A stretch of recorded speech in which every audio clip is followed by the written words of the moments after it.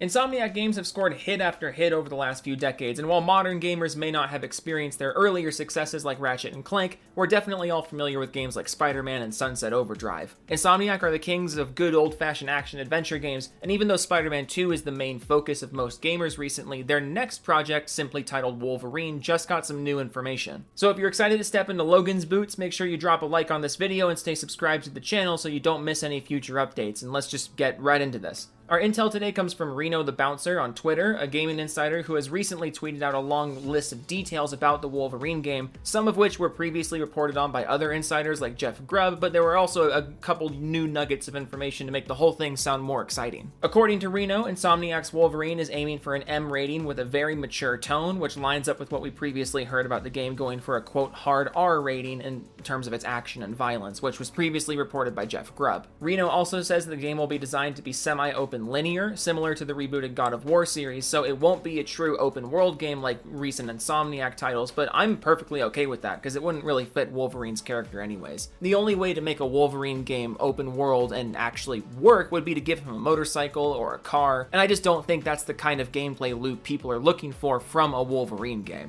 Wolverine's not exactly a super mobile character like Spider-Man, and he's not really the kind of character that you want to see driving around everywhere like in a GTA game, so it makes sense for them to kind of scale things down from their Spider-Man formula for this character. We'll presumably have a set start and end point in the levels, but there'll be plenty of different routes to get from place to place, with tons of secret pathways to discover and lots of treasure hunting and Easter eggs, which I think is a perfect fit for a game based on this character. The combat also allegedly features dismemberment, which I think is a given for a character like Wolverine in an M-rated game, and overall this is starting to sound like that X-Men Origins game on the 360 and PS3 that I really wish would be ported to Steam, because that game was ridiculously underrated and way better than the movie it was based on. The creative director of Wolverine is confirmed to be Brian Horton, a 20-plus year industry veteran who's been with Insomniac since 2018, but previously worked with companies like Infinity Ward and Crystal Dynamics. The game director is also confirmed it's going to be Cameron Christian, a 14-year Insomniac vet who previously served as the lead designer of Spider-Man 2018 and the game director of Spider-Man Miles Morales. So needless to say, Insomniac has some very talented people working on this project. And I just want to point out that everything in this thread is not confirmed, it's been reported on by industry veterans, but these bits here about Brian Horton as the creative director and Cameron Christian as the game director, both of these men confirmed this on their LinkedIn pages, so they are 100% leading the project. Reno the Bouncer's thread continued on to say that the game is respecting the DNA of what makes Wolverine such a popular character, but Insomniac will still be offering a fresh take on him, similar to how they treated Spider-Man back in 2018. So it'll be a new story, a new universe, probably a new look for the character, maybe a new suit, and certain alterations made to certain characters' backstories, but it will still be very respectful to what makes the character and his world so successful and so popular. It's also believed that this game is going to take place in the same universe as the Spider-Man games, but it's incredibly unlikely there's going to be any kind of,